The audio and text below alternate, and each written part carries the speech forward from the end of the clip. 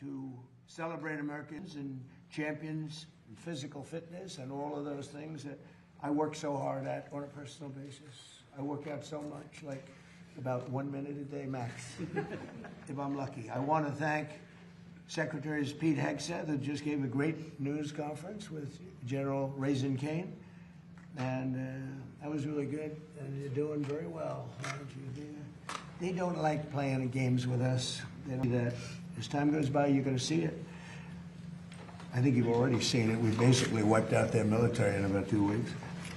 Robert F. Kennedy Jr., who's done an incredible job. Scott Turner, that everybody knows, and a legend, Linda McMahon, head of education in our country, and she's doing a fantastic job. They all are. We're also pleased to be joined by respected sports leaders and members of the President's Council on Sports, Fitness, and Nutrition. We really have some incredible people. It's like a who's who. Bryson, how many do we have on the council total? Oh, it's got to be upwards of 30, actually. Yeah, a lot, and a lot of great athletes. All top. Yes, sir. If they weren't really good, we don't allow them. You're going to be really good. Like Gary Player, as an example, he won 168 tournaments over a very average career. You know, think of it. He won 168 tournaments, 18 majors, 9 senior. He has more championships than anybody, national championships than anybody. And I played with him. He's very proud of it, actually. He played with him on his 90th birthday. He very easily, on a tough course, from 6,800 yards, he very easily shot a 70. And it was the easiest 70. And normally, if you shoot a 70 and you're 90, you'd run around so excited. Gary's like, all right, let's have a little lunch. He was the most unexcited human being I've ever seen. Because he's been doing it all his life. He's been winning top 3 in history, in my opinion. I don't think it's my opinion. Just based on the record, Gary is top 3. Jack and Tiger and Gary, greatest golfers. So thanks for being here. And as you know, we have the U.S. Open champion, and he won 2 U.S. Opens, but that last one was unbelievable. He hit I think Gary's one of the greatest shots ever hit to win a U.S. Open, certainly. One of the top, they say one of the top 3. I don't know what the other 2 are. But he hit an unbelievable sand shot, sank a 4.5-foot putt, and he won the U.S. Open, and he's been a great golfer from the day he was born, if you believe in genetics, because I do. But he won, he won the U.S. Amateur years ago, and he won it quite easily. But he's a great person and a great friend of mine, Bryson DeChambeau. And thank you, Bryson. And you're very much in charge of this whole operation with sports. He's so much into physical fitness. All you have to do is take a look at him. And you say, why is he even doing this? Because I think if you didn't work out at all, you'd still look almost like you do right now. But you are doing great, and everybody respects Bryson. He's the longest hitter in golf, and he's straight. And frankly, maybe the best part of his game, Gary, is he's a great putter. Absolutely. You played with him, right? And an asset to the game. And he's a great asset, and he's a great person. And we have, along with the University of Florida's basketball coach, Todd Golden. Todd, where's Todd? Right here. Todd, hi, Todd. Great to see you, brother. And what a job, by the way, what a job you've done. I see that. I'm a little busy to watch the games, but I always see your team is right up there. Yeah. You did a fantastic job as a young guy. An American hockey hero, T.J. Oshie, who's one of the best hockey players in the world. T.J., good to be. Thanks for having me. How's your golf game? The hockey players, Bryson was saying, the hockey players seem to be the best, of the athletes seem to be the best golfers. You know? It's the greatest game. Yeah, it's great. Fun to play. And he's a good golfer. He's a 3 handicap, maybe better, right? That's very good. Gotta work on the But putt. stick. Right, Gary? Right, Yeah. but stick to hockey. Yeah. Right? As a 3, he has to stick to hockey. Right. That's great. What a career you've had, too, at a young age. And professional baseball pitcher, Noah Syndergaard, sometimes referred to as Thor. And he looks like Thor to me. That's where is he? It's very hard to make. You look great. And as a man, I wouldn't want to get into a fight with him, I can tell you. That would not be a good situation, Gary. This year we celebrate 250th anniversary of our country. And it's our nation's founding. It's a big deal. In addition, we have the World Cup. and we have, which is just now started, and we have the Olympics. I got them both, and I was very proud of myself. I tried to say I got the 250th also, but that didn't work out too well. But I did get both the World Cup and I got the Olympics, and I was very proud of that. But I was very sad actually because I got them in my first term, and I said, "Oh wow, I'm not going to be able to go as president because they were in 6 years, so I wouldn't be president." I thought I'd easily win the election, which, by the way, I did. And unfortunately, bad things happened. It was a rigged election, and I said, well, I'll do it again. I had the ultimate poll. I did so well, and I had the ultimate poll, and we won in a landslide. We won every single swing state. We won the popular vote. We won everything you can win. We won 87% of the counties in the United States. And I ended up with the Olympics, and I ended up with the World Cup. And very importantly, maybe the most important, is we have the 250th anniversary. And on June 14th, we're going to have the UFC, and the biggest fight they've ever done by far. It's the hardest ticket I've ever been involved with. And they're building a 5,000-seat stadium right by the front door of the White House. And then they're going to have anywhere from 75 to 100,000 people on the park right past the White House with 8 tremendous screens. And then we have Roger Penske. So that's Dana White's dream, what that is. It's going to be amazing. And then we have Roger Penske is going to have a big championship Indy around the Capitol and the Indy racers, and he's been trying to get it here for 25 years. And he said, I came to Washington exactly 121 times, and I was never able to get it. I came once to see you, and we had it done in a half an hour. And he's fantastic. He's won 20 Indianapolis 500s. Can you believe that? Other countries, and I say it all the time, I gave him the Presidential Medal of Freedom, like I gave to Gary, too, because of his career. And then Roger, on his 18th, I called him. I said, come on, I want to give you the president. You won 18. Japan, Germany, all these countries, they spend billions and billions of dollars, and they don't, it's very hard for them to win. They don't win very, very much. They spend all that money, and Roger just wins it all the time. So I gave it to him on the 18th win, and since then he's won, that was 4 years ago, since then he's won 2 more. So he's going to be here with the Indy cars, and it's going to be the biggest race maybe ever.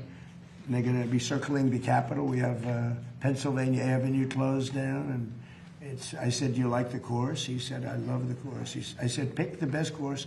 We'll get it for you. Don't go the easy way. Pick the best roads. I don't care. It doesn't matter. And he picked he said it's as good as you can get. And unfortunately, he picked the most important roads in the city, which is a little tougher. But we got it done for him quickly, and that's going to be in August. So we have a lot of really exciting things happening. So today I signed a proclamation recognizing National Youth Sports and Fitness, and I'll also sign the very first copy of the new Revitalized Presidential Fitness Test Award, a certificate in recognition of achievement of the gold standard of physical fitness. And this is something that Bryson DeChambeau wanted to do very badly. Bryson's amazing. I mean, he's somebody that can put on 25, 30. At one point, I guess he put on almost 50 pounds. You remember, he looked like a linebacker for the Pittsburgh Steelers. And he decided he didn't like himself at that weight. It was all muscle, guy. It was like crazy. He looked like a massive football player. You wouldn't want to play Monopoly. And he said he didn't like it. He developed too much speed. This is the problem with people. He had too much speed. He wanted to bring it down a little bit. So he lost. He can put on weight, like up and down like a yo-yo, and he doesn't take the shot, okay? He doesn't need the fat shot. I said, do you ever take this shot? He didn't even know what the hell I was talking about. What shot? No, he can put it on. He's a scientist. He's like a scientist with his body. He's a great guy, and he's an absolute champion, so I appreciate it. But Bryson really wanted to bring it back, because we are bringing it back. It's something that's a lot of people, the wrong people probably were involved, I don't know. But this is a group of people that physical fitness is everything. Gary Player, by the way, you talk about golf, but he was always considered in the best shape of anybody. He was long ahead of the rest of the world. Now you see all these guys have a 28-inch waist. They walk down, it's like robots, right? But Gary was always, he was way He was way ahead of everybody else. From the late 1950s until 2013, grade schoolers across the country competed against each other in the presidential fitness test, but others. And then we had the Obama administration. Wonderful, wonderful person. Barack Hussein Obama. Have you heard of him? We had the Obama administration, which phased out this wonderful tradition of physical fitness. Thank you, Barack, very much. Great job. And we're bringing it back. We're bringing it back. My administration's working very hard to defend America's cherished athletic traditions and pass our values of excellence and competitiveness to the next generation. So important. We're working on historic reforms to save college sports, and we banned men from competing in women's sports. That was sort of an easy one. They say, you know, the radical left says, that's an 80-20 issue. No, it's 99-1.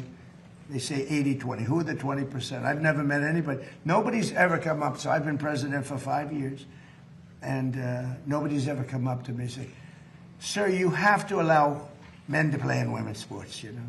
I've never had one person say it's really important that we allow women to be challenged by men in women's sports, and it doesn't work. So we did that, and with the help of Secretary Kennedy, who's with us, we're striving constantly to make America healthy again, and that's what we're doing. We have unbelievable numbers coming. Bobby will mention it. We have unbelievable numbers coming. So these next few years will be a golden age for American sports, just like it's a golden age for America. You know, we hit an all-time high stock market today, despite that we're in a little skirmish, military. I call it a skirmish because Iran has no chance. They never did. They know it. They express it to me when I talk to them. Then they get on television. They say how well they're doing. And they have no Navy, totally wiped out. They have no Air Force, totally wiped out. They have no anti-aircraft capability, totally wiped out. No radar. They have no leaders. The leaders are wiped out. The whole thing. And then I read the papers, and they say how well they're doing. They're not doing well. That's why you have no credibility. No credibility. The news, the fake news, has no credibility. But the President's Cup, it's going to be something, and we're going to have that. We're going to do very special presentations to Johnny, who, as you know, is the commissioner. He's a fantastic person who runs the soccer.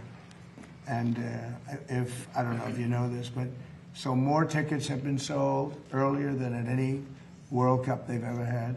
And the numbers are more than double. They've never seen anything like it. So it's really soccer. I don't know if soccer is taken off or not taken off, but the World Cup is doing numbers like they've never done. They've never done anywhere close.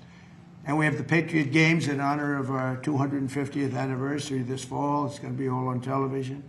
And with that, it's like the ones that we have here. We're going to continue to win. Our country is doing great. We're breaking records in every way. And I know it's too bad, but I had to do it. We can't let Iran have a nuclear weapon. You might be too young for this. I don't know if I want. They probably know. They probably know better than most people. But you can't let a bunch of lunatics have a nuclear weapon, or the world would be in trouble. The world would be in trouble. So we just hit records on the Dow. It was supposed to be done in 5 or 6 years. Somebody said it couldn't be possible to reach 50 on the Dow, and I reached 50 in the first year.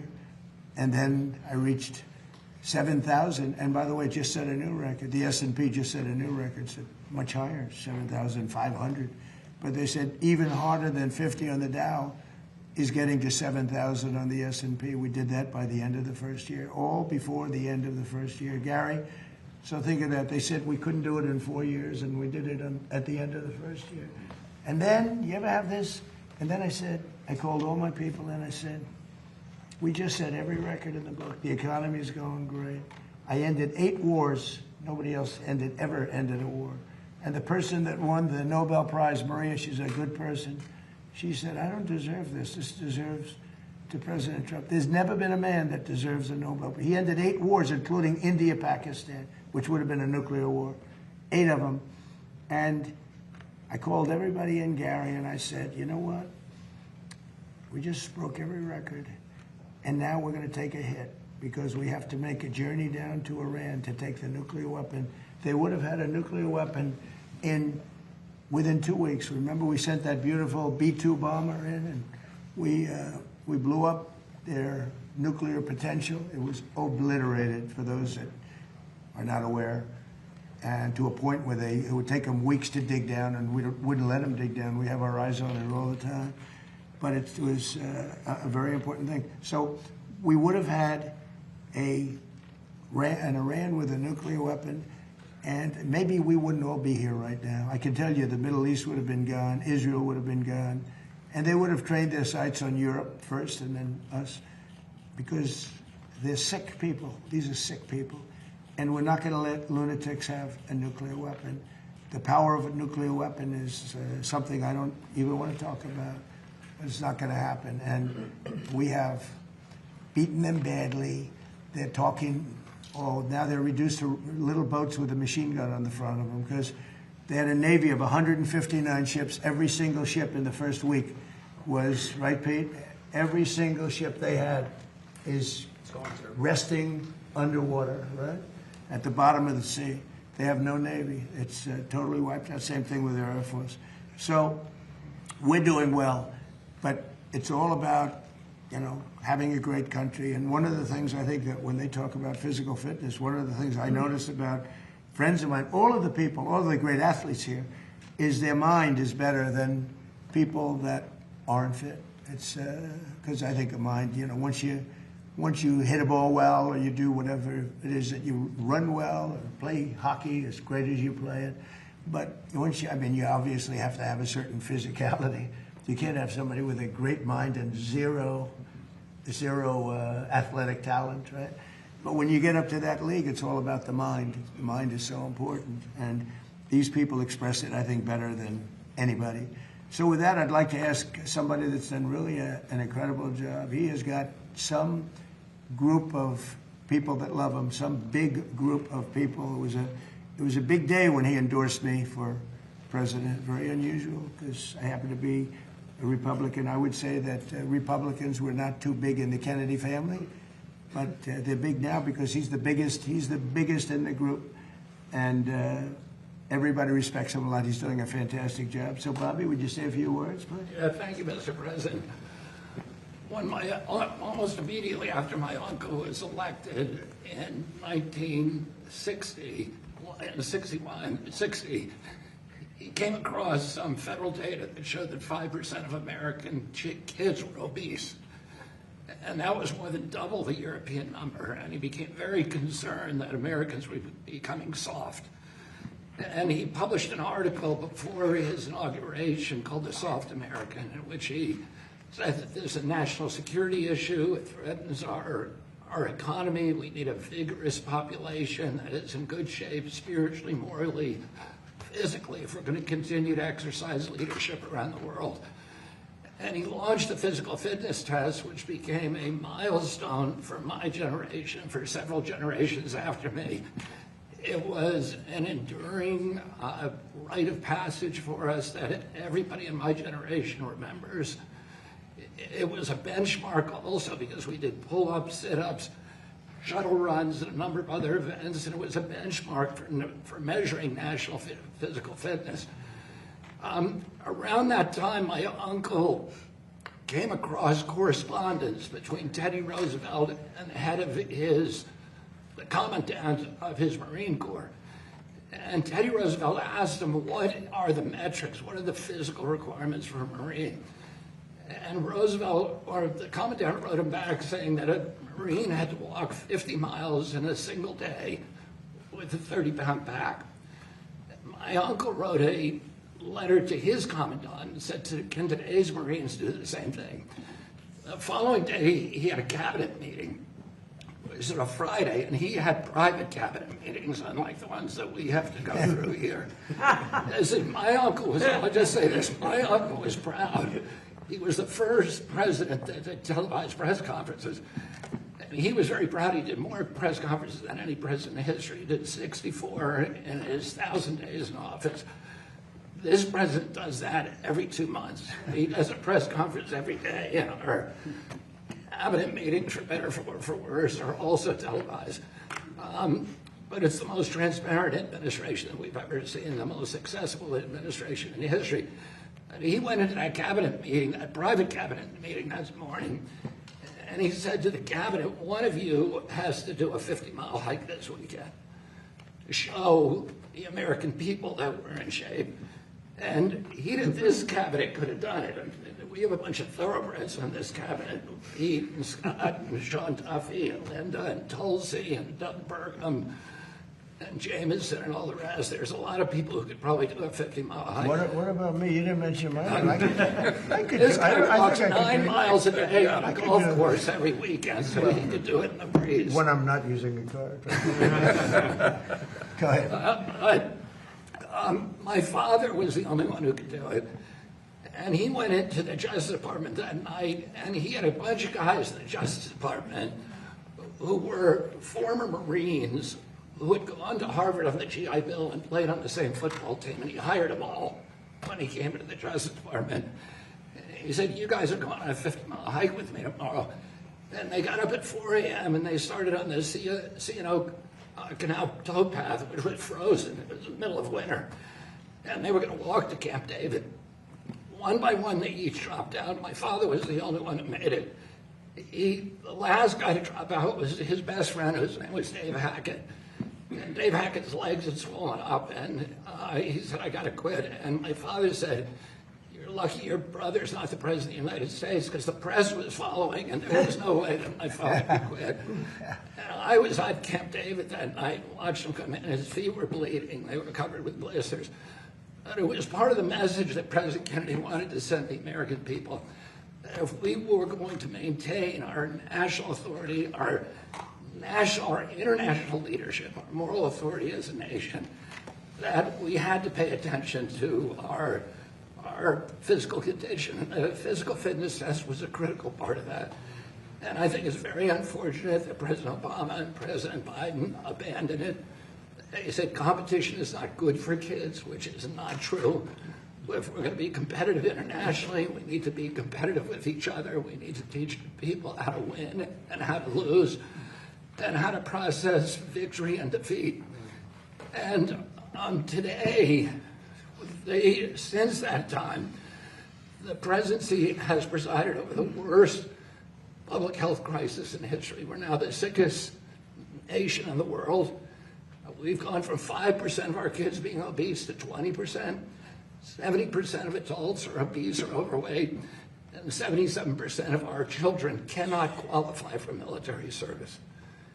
And that should be an eye-opener for all of us.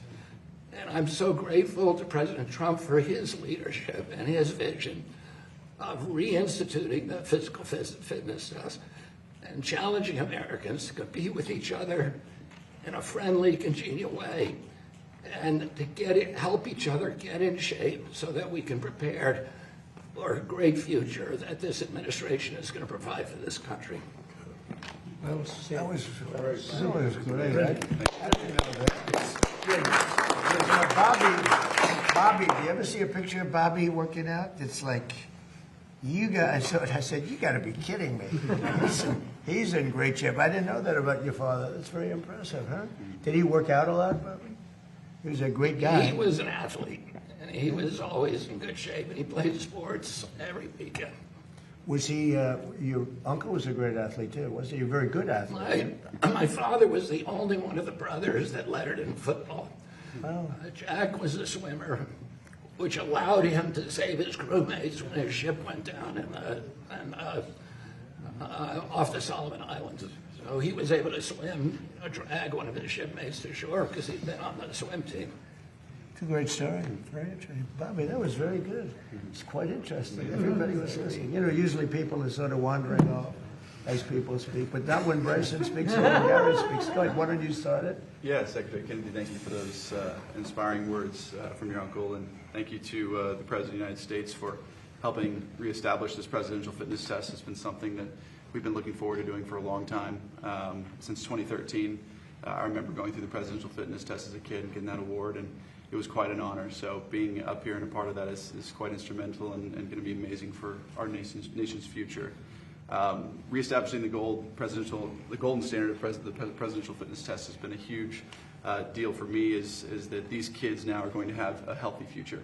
That's really an important thing for us to note here, is that, you know, we want to make sure our kids have the best opportunity to succeed in life, and not only from their mind, but their health and their well-being. Their physical fitness is a huge priority to helping them become better human beings in general for our nation.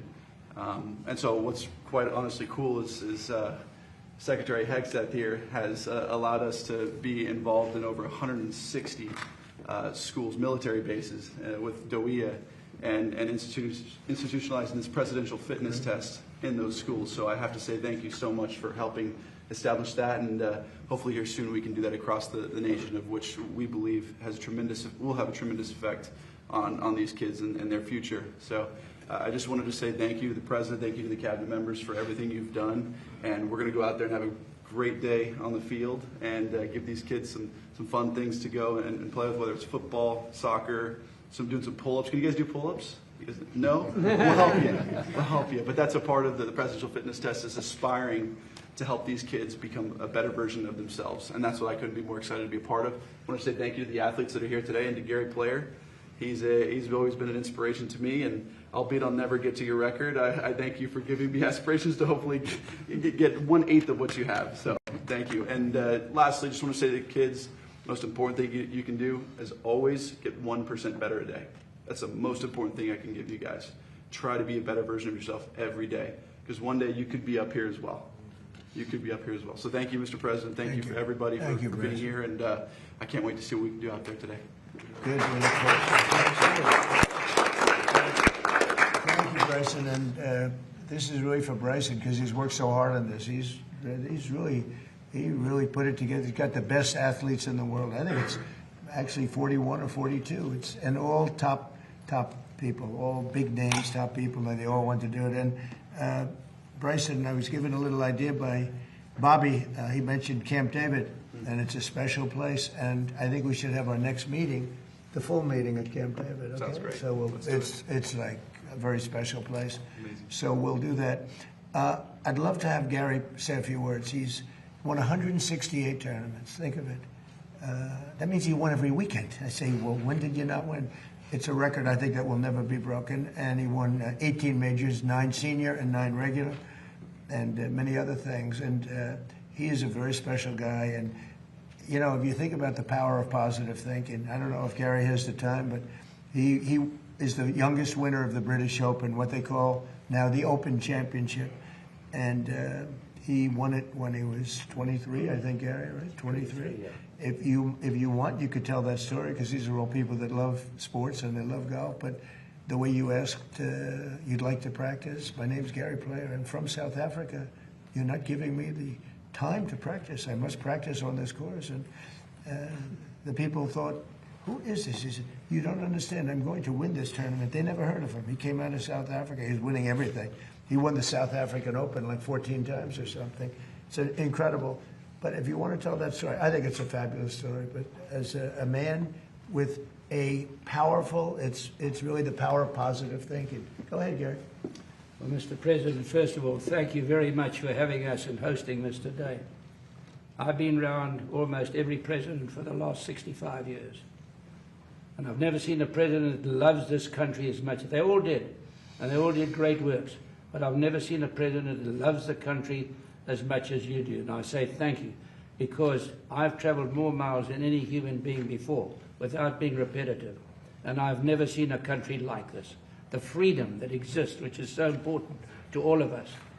And you know, sport can change the world. It can give people a chance that don't have any hope. It can give them hope, as we've seen. Many people with little education have become world champions. Only in America have you got that opportunity. And the other thing is, to Mr. Kennedy, who I have utmost respect for. You know, my great dream now, I'm finished with tournament golf. My great dream is for the youth of America. The youth of a nation are the trustees of posterity. These are the people that are going to be the future champions. And when I talk, I always talk about the importance of fitness. It's so important. Please, can we bring it back in the schools? And as Senator Kennedy has so aptly said, to eat properly, This is so important, what you put in your body. And the big thing that I wish, and I pray every day, and wherever I talk, and I do a lot of talking, I say to the young people, just love this country, because you don't realize what's going on around the world. Even the students of the great universities of America really don't understand what's happening around the world today. There is a silent war taking place against America today. And what we've got to do is make these kids realize that freedom and exercise and education, start reading some books. Yes, keep your phone, but also read some good books. And listen to what Mr. Kennedy has said. What you put in your body is so important. What a wonderful job he's done, and all your cabinet members, of which I say thank you for maintaining this great word, this cherished word, freedom. Thank you very much, Gary. And Gary is way ahead of his time, always. And how many Masters did you play in, Gary? It's a record, I think. 52. 52. Think of it, 52. And most of them you had to qualify. After you won it, how many times did you win it? 3. 3. So when you win it 3, you get to play a little bit. But most of the time you had to qualify. But 52 Masters, it's amazing.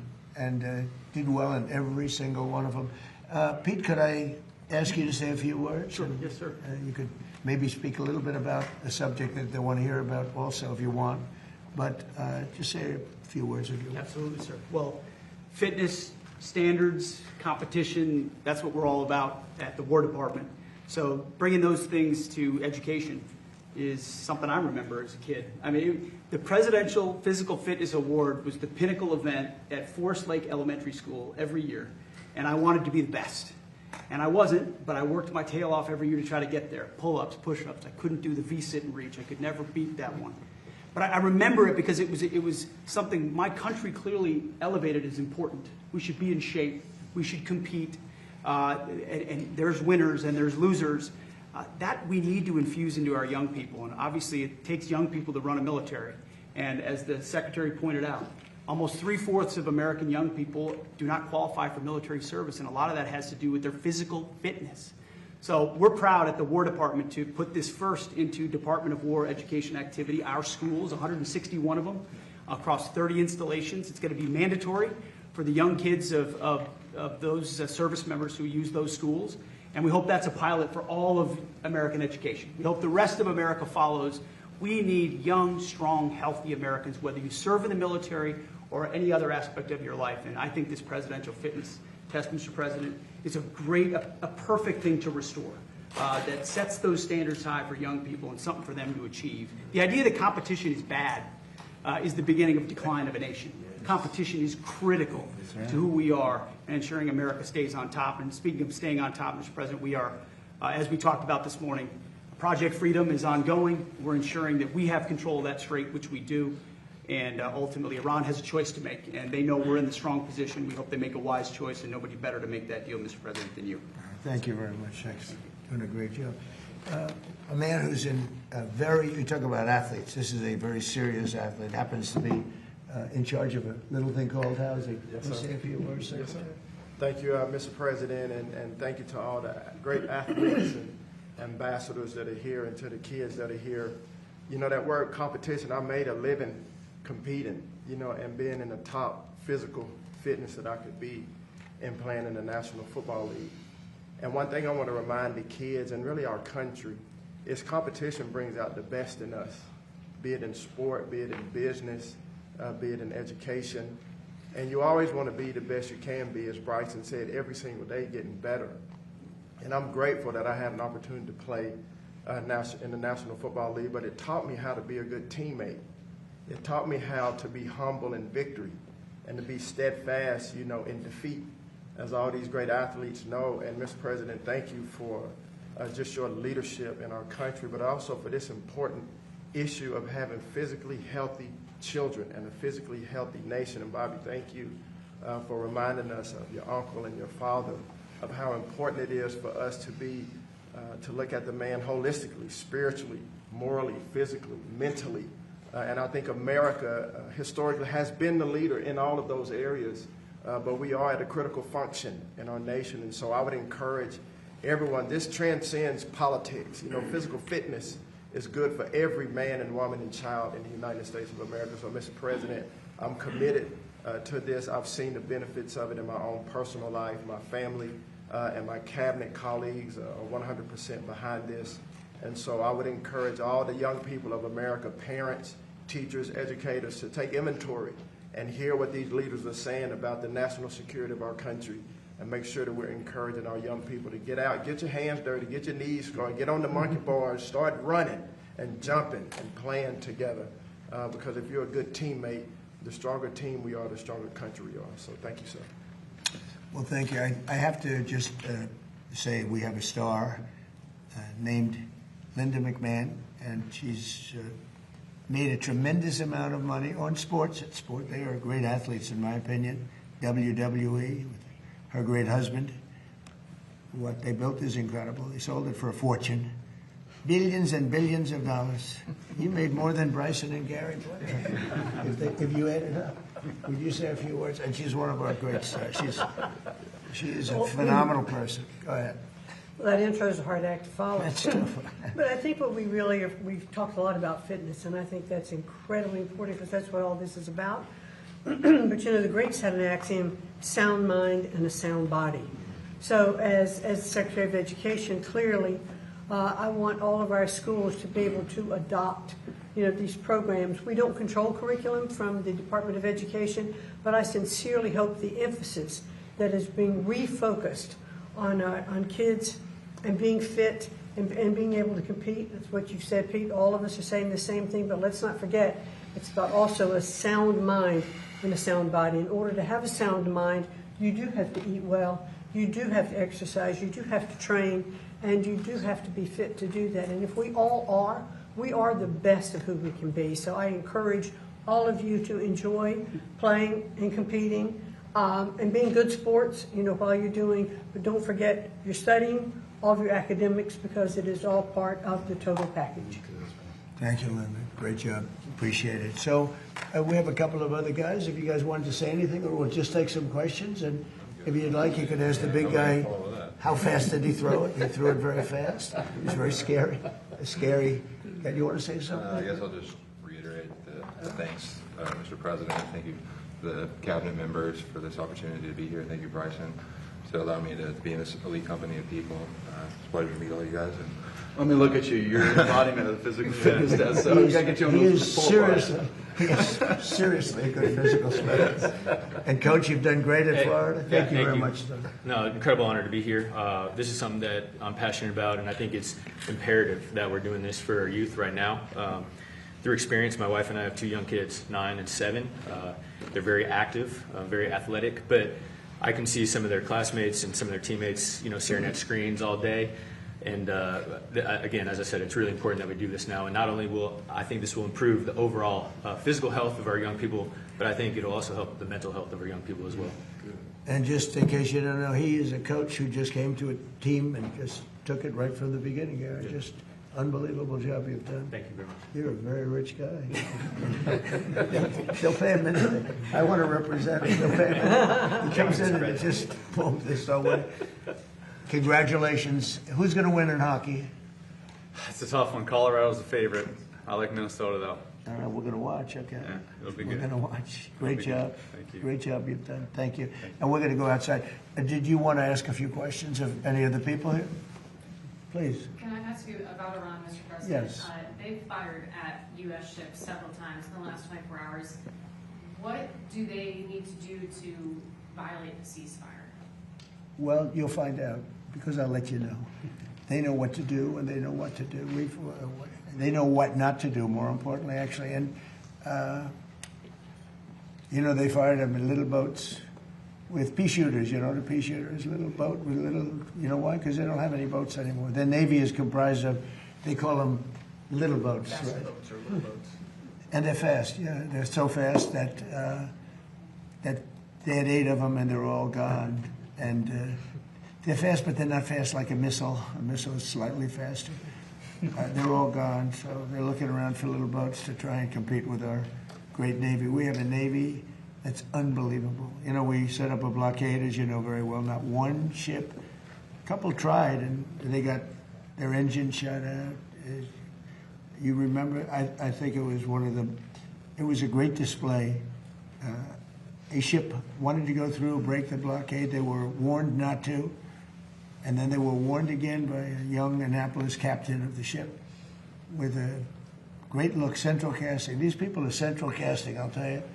And he said, don't do it. Then he said, evacuate your engine room with this unbelievable loudspeaker that goes over water. He said, you have 10 seconds. And then from 4 miles with one bullet, it went right into the engine. And Gary, the ship stopped very quickly. They hit the engine with one shot. It wasn't a missile. They don't want to waste a missile on it. It's too easy. And we had another one at 2000, one of the biggest ships in the world. They were warned, and he said, go back now. Go back right now. You will be shot at within 10 seconds. Yes, yes, I am going back to Iran. I am going back. And that was the end of that, right? He went. It took him 10 miles to turn. The ship was so big, but they respect us. They didn't used to respect us, but they respect us more than we've ever been respected.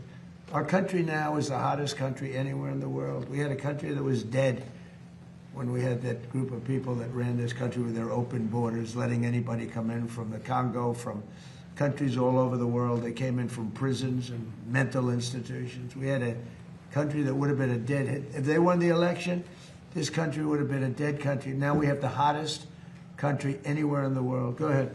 Thank you, Mr. President. You said recently that if Iranians were armed, they could take over their regime. Do you plan to arm them soon? Well, I don't want to say that, but yeah, I mean, people say, why aren't they protesting? They want to protest, but they don't have any guns. So you could have 200,000 people protesting and have 5 or 6 sick people with guns. And when they start shooting them right between the eyes, and you see a guy fall and another one fall, and you have no guns, very few people would be able to stand there and do it. I mean, I understand it. I tell them not to. Don't forget, they killed 42,000 people last month. 42,000 unarmed protesters. They had no guns. So they had a 250,000 people crowd, and they had snipers. They had like 4 or 5 snipers in buildings up high. And you're standing there, and all of a sudden the guy on your left goes down, and somebody. That's what happened with the women protest. They had 200,000 women protesting a year ago, and everyone thought that was the end of Iran. And then all of a sudden, a woman dropped dead with a bullet right there, always right there. Then another woman dropped, and then the word started to spread, and then there was panic, and then they ran, and so I don't want that to happen. We don't need that, we don't need it. But the only reason that they want to protest so badly, but they don't have weapons. Yeah. Thank you, Mr. President. Next week, you have a very important meeting with President Xi in Beijing. Secretary Bessent has said that a top priority on the agenda will be Iran. What do you hope to achieve with President Xi as it relates to Iran? Well, I have a very good relationship with President Xi. He's I find him to be a tremendous guy. And we get along well, and you see how we do. We're doing a lot of business with China and making a lot of money. We're making a lot of money. It's different than it used to be. But I'll be talking about, that'll be one subject. But he's been very nice about this, In all fairness, he gets like 60% of his oil from Hormuz, and I think he's been very respectful. We haven't been challenged by China. They don't challenge us, and he wouldn't do that. I don't think he'd do that because of me. But I think he's been very respectful, and we've offered, if he wants to send the ships to the United States. I think one of the big things that's happened is I made a statement: send your ships to Texas. It's not that much further. Send your ships to Louisiana. Send your ships to Alaska. Alaska is actually very close to a lot of the Asian countries. People don't realize it. Japan is back and forth. It's like, it doesn't seem it, but it's a very short route, 2 days shorter than almost any other route. We're making tremendous, big deals with South Korea and with Japan. But I said, send your ships. All of a sudden, I don't know if you saw the graph today, and this is Space Force, which I created. Space Force has, they just sent out some photos of the ships that are lined up all the way down the ocean like it's a highway. It looks like the Long Island Expressway for ships. and they're all heading to Texas, Louisiana. We've made up this list, and that's why. When I decided that I have to do this for the good of the world, not just the United States, in a way, we would have been in less trouble than a lot of other places. Certainly the Middle East would have been blown up. There wouldn't be a Middle East anymore. They would have taken over the Middle East. Now they're trying to survive, and they won't be successful unless they make a deal.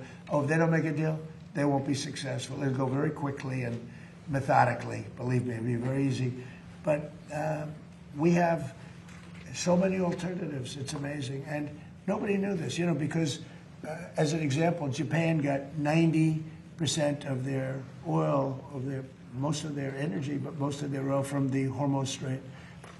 South Korea got 43% of it. By the way, their ship was shot at. They were not in the cavalcade of ships. They decided to go it alone, and their ship got the hell knocked out of it yesterday. But they didn't shoot the ships that were guarded by us, I'll tell you that. We knocked down a lot of missiles. So what happens is that we have a situation where we have total control. As you know, the blockade's been amazing. It's like a piece of steel. Nobody's going to challenge the blockade. And I think it's working out very well. We're going to see. I can say this. Iran wants to make a deal. What I don't like about Iran is they'll talk to me with such great respect, and then they'll go on television. They'll say, "We did not speak to the president. We did not." I just spoke to. We did not speak to the president. So they play games. But let me just tell you, they want to make a deal. And who wouldn't? When your military is totally gone, we could do anything we want to them. Who wouldn't? Please. On the filibuster, Mr. President, you posted a lot about wanting to eliminate the filibuster. It hasn't happened. Are you disappointed in leadership? Yeah, no, I'm disappointed. I like John a lot, but he has a couple of Republicans that are foolish people. A couple of them I like. A couple of them I can't stand, actually, if you want to know the truth. Although I am, according to CNN, 100% approval within the Republican Party. That's better than your record, Gary. I'm at 100% approval. Did you see the CNN poll? Nobody talks about it. CNN, I think the people that did that poll probably got fired. But within the Republican Party in MAGA, which is basically 100% of the party, I think, but 100%. No, I think that you're going to see some very interesting things. The filibuster, if you had it, we should have the Save America Act. We should have voter identification, voter ID. We should have proof of citizenship. We should have mail-in voting for the military and people that need it, but not for everybody. Because anytime you have mail-in voting, they're going to cheat. And they cheat like dogs. And they have to cheat. In all fairness to the Democrats, when you have men and women's sports, when you have open borders, when you have transgender mutilization, don't listen to this, kids, of your children, transgender mutilization of your children for everyone. When you have policies like that, you have to cheat. It's the only way they can win. And we shouldn't allow them to cheat. And we should terminate the filibuster, because if they get the chance, they'll do it in the first hour back. Mr. President, thank you. When Iran is seeing 50% inflation, they've moved money from their sovereign Their economy is crashing. Would you allow their financial system then to fail? Well, I guess so, because we're making it fail, right? Is that what it takes? I hope it fails. Is that what it takes? You know why? Because I want to win. It takes getting pounded on by the military, I think, for more. But in addition to that, it is failing. We have sanctions on them, tremendous sanctions. Scott Besant's done a great job. We have sanctions that nobody's ever seen before. No, they're failing. Their currency is worthless. Their inflation is probably 150%. The real number is 150%. They aren't paying their soldiers. They can't pay their soldiers. The money is worthless. No, they should do the smart thing, They should do the smart thing. And because we don't want to go in and kill people, really don't. I don't want to. It's too tough.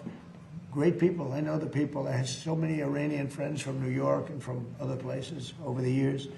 They're great people. I don't want to kill those people. Gas prices in the United States are... incident yesterday. Is it possible that you can talk about that? Well, wait, go ahead, finish it. Yeah, gas prices in the United States are $1.48 cents a gallon. Well, You said they would come back down. Will Project They'll Freedom, drop lower than they were before. Will Project Freedom, supporting those ships, make that happen? Well, it will, because So people don't realize some of these tankers hold 2 million barrels. One of them holds 4, I think it's the largest one in the world. That sucker is big. I've never seen anything like it, a ship. It's bigger than aircraft carriers. And yeah, it has a big impact. It's so much. You know, there are like 400 ships in there, 400. That in itself. Now, the best is when it ends and just neutralizes. But what's happening is people are learning to buy oil from the United States. I mean, they're making the trip, and they have safer. Probably it's a better product too, by the way. But they're learning to buy. They're changing their habits. So when I did this, I thought the market would go down 25%, and I thought that was a great deal if it did. If it went down 25%, I was satisfied. I said, because we cannot let these people have a nuclear weapon. They'll use it. We can't. I also thought oil would go up to 200, 250, maybe 300, and I knew it would be short term, but I thought it would go. I looked today; it's like at 102, and that's a very small price to pay for getting rid of a nuclear weapon from people that are really mentally deranged.